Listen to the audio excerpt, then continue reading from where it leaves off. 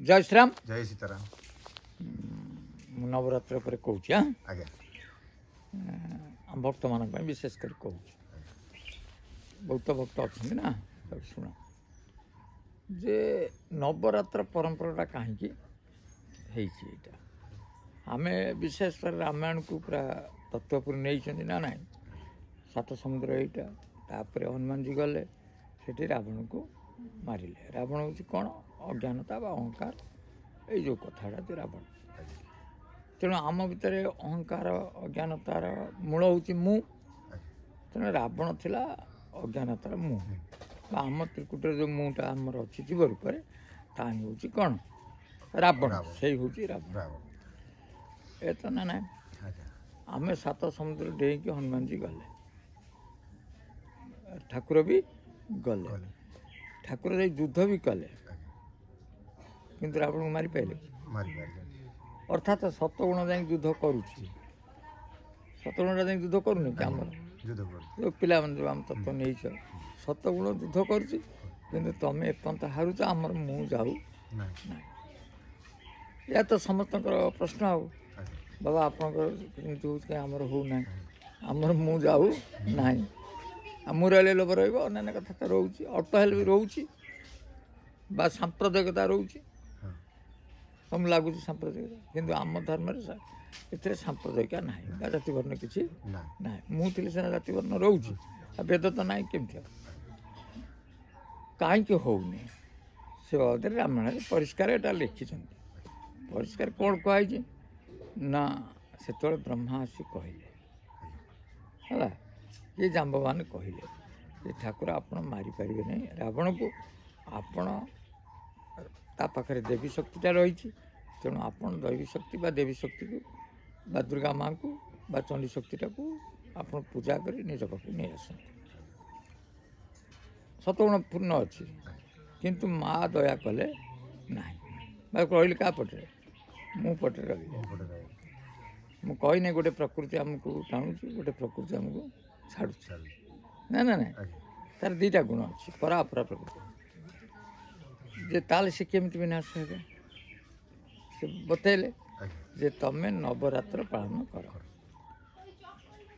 माने नवरात्र पालन कर नवरात्र पालन कले किए राम ठाकुर माने आमे जमती पालन करूर आउरी उपवास रही से दुर्गा माँ का पूजा चंडी पूजा टी कले निजे कले टिके तो कपाटी कर कले ना ना जिते कले शेष दिन कथा है जे 108 पद्म हनुमान जी देवे ये शेष पूजा माँ को देवे आम पढ़ी तेणु नवमी दिन कौन है ना हनुमान जी 108 पद्म फूल आनिले ये तो 108 पद्म फूल दिखती माँ जाणी माया कर गोटे नुचे दे तेणु 107 हो गला 8 कर ना तेणु ठाकुर को पद्मलोचन कहती अर्थात जहाँ को आखिर दृश्य माया रहे ना तेणु पद्म फूल कह आखिरे पद्म फुटनी दृष्टि पद्म फूल अर्थात माया लगे जमी पद्म फूल को पानी लगुनि से रकम ठाकुर अनेदेले माया लगे ना तेणु से दृष्टि कहले जे मो आखि तो पद्म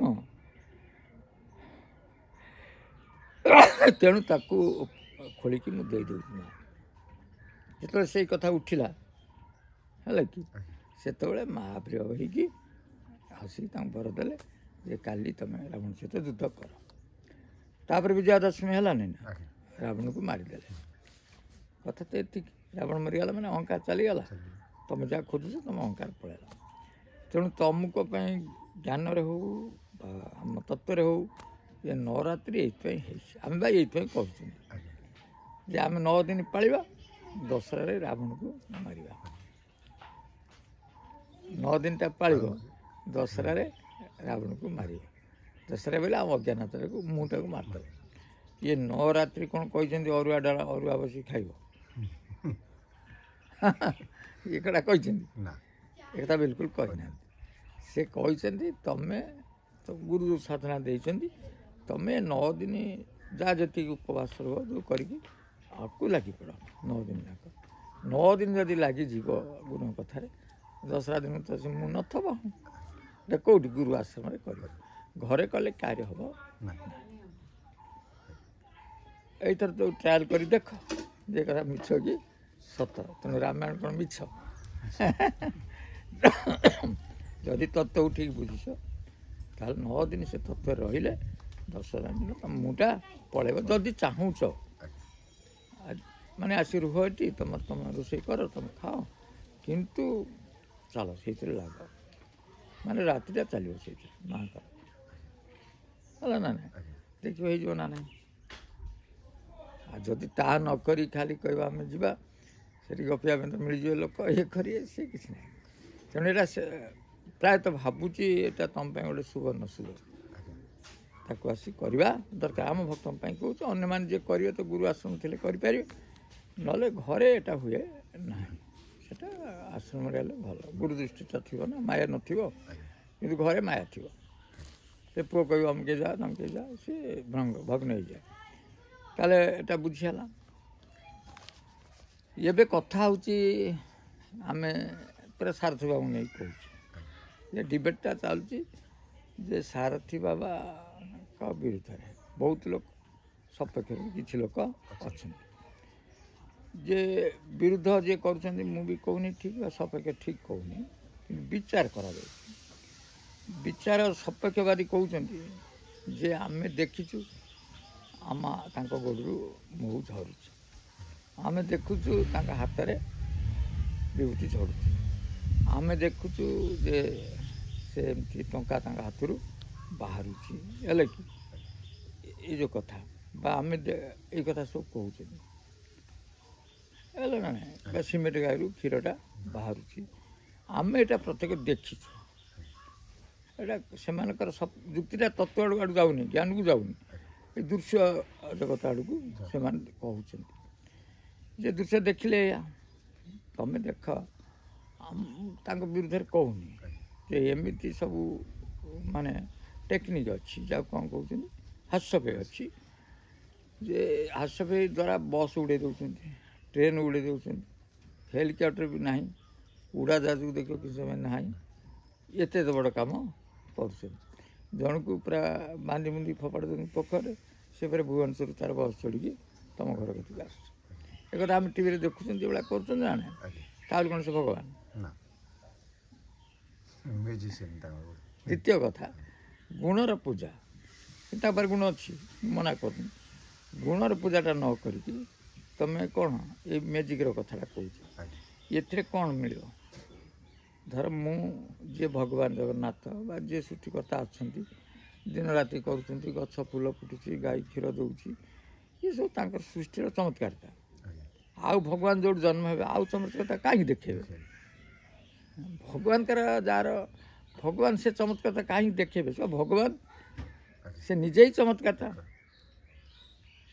ଏତିକି ସମୟରେ ସୂର୍ଯ୍ୟ ବୁଡ଼ୁଛି ଏତିକି ସମୟରେ ଚନ୍ଦ୍ର ଉଦୟ ହେଉଛି ଗଛରେ ପବନ ବାଜୁଛି ଫୁଲ ଫୁଟୁଛି ଯାହା ଦେଖିବ ଚମତ୍କାରତା ଆକାଶରେ କୋଟି କୋଟି ତାରା ଦେଖାହେଉଛି ନୀଳ ଆକାଶ ନୀଳ ଢେଉ ସମୁଦ୍ର ଇଏ ସୃଷ୍ଟି କାହାର ଏତେ ଏତେ ବିଚିତ୍ର ସୃଷ୍ଟି କରିଥିବା ଲୋକ ସେ ନିଜେ କାହିଁକି ମହୁ ଛରେଇକି ଆଉ ଫେରେ ଭଗବାନ ପରିଚୟ ଦେବେ କିଛି ଆବଶ୍ୟକ ନାହିଁ ଏ ତ ଦେବେନି ଇଏ କାହିଁକି ଦେବେ ଆର ଆବଶ୍ୟକତା କିଛି ନାହିଁ ସେ ଉଦ୍ଧାର ପାଇଁ ଆସିପାରନ୍ତି ବା ବିନାଶ ପାଇଁ ଆସିପାରନ୍ତି ତାଙ୍କ କାମ ପରିଚୟ କାହିଁକି ଦେବେ ନା ସେ କିଛି ଖାଆନ୍ତି ପରିଚୟ ଦେଇକି ପରିଚୟ କାହିଁକି ଦେବ ଚିହ୍ନା ବାମଣର ପଇତା କ'ଣ ଆବଶ୍ୟକ କଥା ସେ ତେଣୁ ତାଙ୍କ ପାଖରେ ଯେଉଁ ଗୁଣ ଅଛି ସେଇଟାକୁ କହିବା ଦରକାର ଯେ ଏତେ ଗୁଣୀ ଲୋକ ଥିଲେ ଏଇ ଭଲ କଥା ଆମକୁ କହୁଥିଲେ ବା ଏଇ ବହି ଭଲ ଲେଖିଛନ୍ତି ଇଏ ଜଷ୍ଟିଫାଏ ହେବ ସମାଜକୁ ନା ଇଏ ଯେଉଁ କଥା କହୁଛନ୍ତି ଇଏ ତ ଜଷ୍ଟିଫାଏ ହେବନି ଗୋଟେ କଥାରେ ବୁଝେଇ ଦେଉଛି ସେ କହିଲେ ପଥର ଗାଈରୁ କ୍ଷୀର ଯଦି ମିଛ ତାହେଲେ ରାମ ଠାକୁରଙ୍କ ବେଳେ ସେ ପଥର କେମିତି ନାରୀ ହେଇଗଲା ଏଇ ଯୁକ୍ତି ପଥର କେମିତି ନାରୀ ହେଲା କୃଷ୍ଣ କେମିତି ବନ୍ଦୀ ଘରେ ଥିଲେ ଏଇ ଯେଉଁ କଥା ଏବେ ଆମ ଠାକୁର ବନ୍ଦୀ ଘରେ ରହିଲେ କ'ଣ ହେଇଗଲା ସେ ବାହାରିକି ଠାକୁର ହେବେ ଏ କଥା ଜଷ୍ଟିଫାଏଡ୍ କିନ୍ତୁ ସେମାନେ ଟିକେ ବୁଝିବା କଥା ଯେଉଁମାନେ ଭଲ ଭଲ ଡିବେଟ୍ ବାଲା ଯେ ବସୁଛନ୍ତି ତାଙ୍କ କତିରେ ବି ଜ୍ଞାନଟା କମ୍ ଅଛି ଝଗଡ଼ାଟା କରୁଛନ୍ତି ବୁଝିବା ତତ୍ତ୍ୱଟା ହେଉଛି ରାମ ଠାକୁର କାଉ ନାରୀ ମୁଣ୍ଡରେ ସେ ଗୋଡ଼ ଥୋଇ ନାହାନ୍ତି ହେଲା କାହିଁକି ଜଣେ ମର୍ଯ୍ୟାଦା ପୁରୁଷ ଯଦି ନାରୀ ମୁଣ୍ଡରେ ଗୋଡ଼ ଥୋଇବେ ତାହେଲେ ସେ ମର୍ଯ୍ୟାଦା ପୁରୁଷ ହେଲେ କେମିତି ଯେ ନାରୀଙ୍କ ପାଦକୁ ଅନେଇବା କଥା ନା, ସିଏ ବିଶ୍ୱାମିତ୍ରଙ୍କ ପାଖରେ ସୋହଙ୍ଗ ହଂସ ତତ୍ତ୍ୱ ନେଲା ପରେ ସିଏ କେତେ ତାଙ୍କ ଦ୍ୱାରା ତାଙ୍କ ମୁହଁଟା ଯାଇଛି ଗୁରୁ ପରୀକ୍ଷା କଲେ। କ'ଣ କଲେ ନା ଅହଲ୍ୟା ବୋଇଲେ ବୁଦ୍ଧି, ଆମେ ଅହଲ୍ୟା ଶବ୍ଦଟା ହେଉଛି ବୁଦ୍ଧି, ଅର୍ଥାତ୍ ଆମର ଗୋଟେ ବୁଦ୍ଧି କ'ଣ କାମ କରୁଛି ସଂସାର ପାଇଁ। ତୁମେ ଯେତେ ବୁଝେଇଲେ ସେ ସଂସାରକୁ ପଳେଇ ଯାଉଛି। ଯଦି କେହି ଆମ ବୁଦ୍ଧିକୁ ହଲଚଲ କରିପାରିବ ନାହିଁ, କାରଣ ପଥର ସେଟା ଜଡ଼ ହୋଇଯାଇଛି। ଆମ ଜଡ଼ସ୍ୱର କାହିଁ ପାଇଁ? ବୁଦ୍ଧିଟା ଜଡ଼ ବୋଲି ନା। ଏଇ ଯଦି ବୁଦ୍ଧିଟା ଜଡ଼ଠାରୁ ଚେତନଶୀଳ ହେଇଯିବ ତାହେଲେ ଆମେ ମୁହଁଟା କାଟିଦେବେ ନା, ହେଲା କି?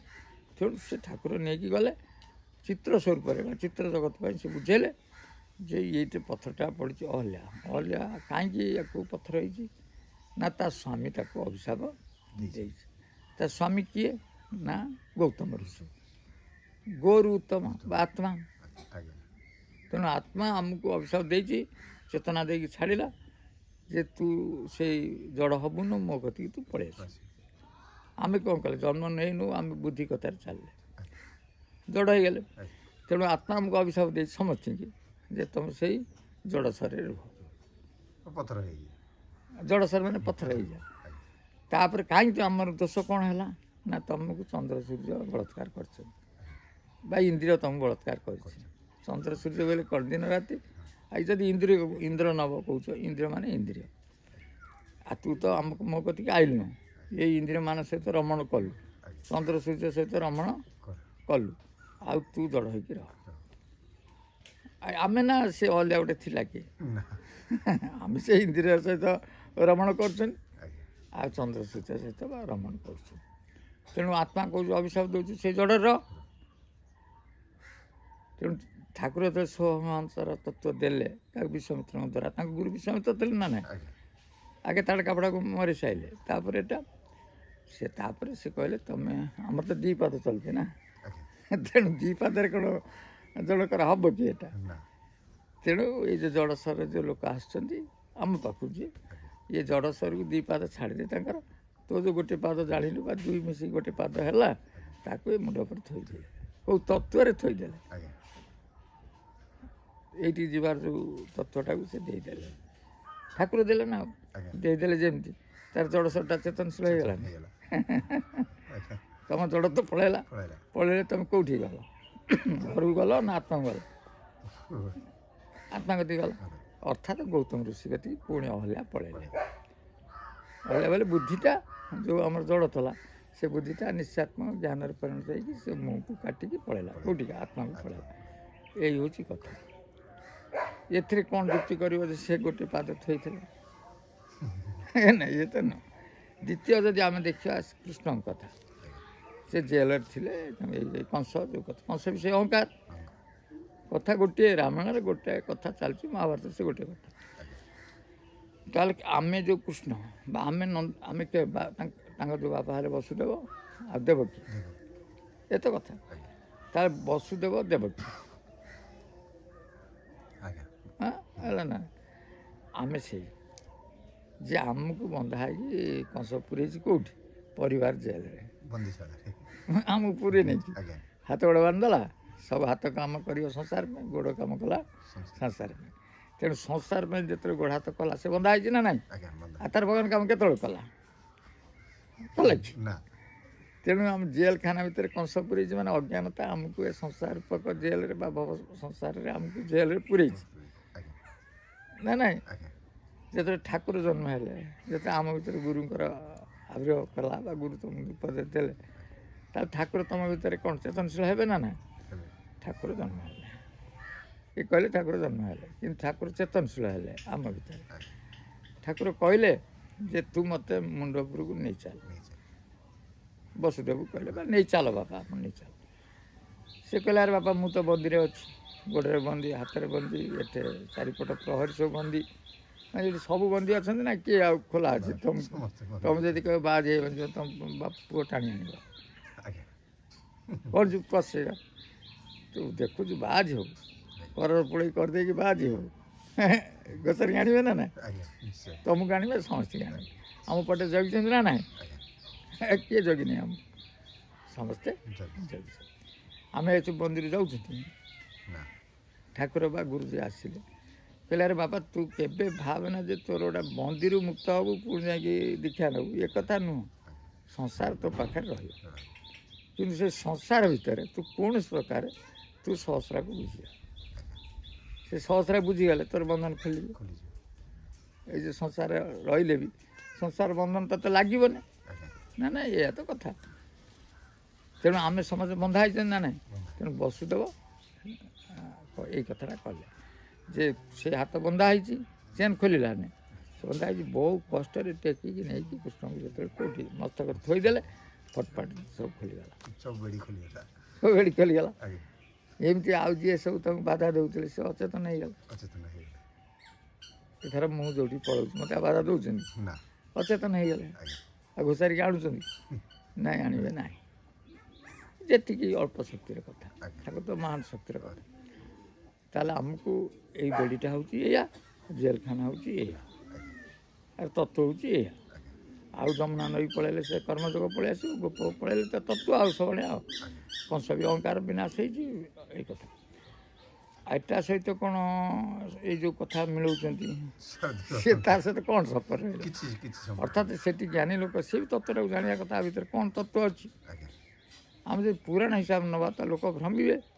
ବା ଏବେ ଯେଉଁ ଭ୍ରମୁଛନ୍ତି ମୁଁ ଠାକୁର, ମୁଁ ବଳଦେବ, ମୁଁ କ'ଣ ଅନନ୍ତ କେଶରୀ, ଇଏ କେଉଁ କଥାରେ କହୁଛନ୍ତି? ଅଜ୍ଞାନତାରେ କହୁଛନ୍ତି ନା ଜ୍ଞାନରୁ କହୁଛନ୍ତି? ଅଜ୍ଞାନତାରେ କହୁଛନ୍ତି। ଅଜ୍ଞାନତାରେ ତ ସବୁ କଥା ତାଙ୍କୁ ଦେଖାଯିବ, ମୁଁ ହନୁମାନ, ମୁଁ ଧମକେଇ ଧମକେଇ। ସେ ଜ୍ଞାନକୁ ଗଲେ ଏସବୁ ପରିସମାପ୍ତି ହୁଏ। ତେଣୁ ସେ ଜ୍ଞାନକୁ ଯିବା ପାଇଁ ହେଲେ ଏଇ ଯେଉଁ ନବରାତ୍ରି ତମକୁ ଏ କଥା କେତେ ସମୟ ହେଇଛି? 16 ମିନିଟ୍। ଆଉ ଟିକେ କଥା କହିଦେଉଛି ଯେ ସବୁବେଳେ ତତ୍ତ୍ୱ ଗୋଟେ ଦେଖ ସେ ଲେଖିବେ, ବହୁତ କଥା ଲେଖିବେ। ସନ୍ଧ୍ୟାରେ ପ୍ରଣବ ଗାୟତ୍ରୀର ବୀଜ ଶୂନ୍ୟ ରଖି ଦକ୍ଷିଣରେ, ଅର୍ଦ୍ଧ ପରେ ବିନ୍ଦୁ ତାପାସେ ରକ୍ଷଣ କଳି ଘୋଷ ସୁମନରେ, ପଞ୍ଚୁଆତି ସ୍ଥାପି 50 ଦିନକୁ ଛନ୍ଦ କର 56ରେ, ଏଇଠାରୁ ଖେଳ ଆରମ୍ଭ ହେବ ଶନି ଥିବେ ପଶ୍ଚିମରେ। ଇଏ ତତ୍ତ୍ୱଟି ସେ ଲେଖିଲେ ହେଲା ନା। ଏଠି ତୁମେ କ'ଣଟା ବାହାର କରି ପକାଇବେ କି ଯଦି ତତ୍ତ୍ୱ ନ ଜାଣିଥିବେ? ଆଦେହରେ କ'ଣ ସେ ବାହାର କରିବେ? କିଛି ତା ଦେହରେ କରିବେନି। ସନ୍ଧ୍ୟାରେ ପ୍ରଣବ, ସନ୍ଧ୍ୟା କଲେ 3 ଆସିବ, ପ୍ରଣବ ହେଲେ ପୁଣି 5 ଆସିବ। ଗାୟତ୍ରୀ ବୀଜ ହେଲେ ବୀଜ ହେଉଛି ତା କେତେ?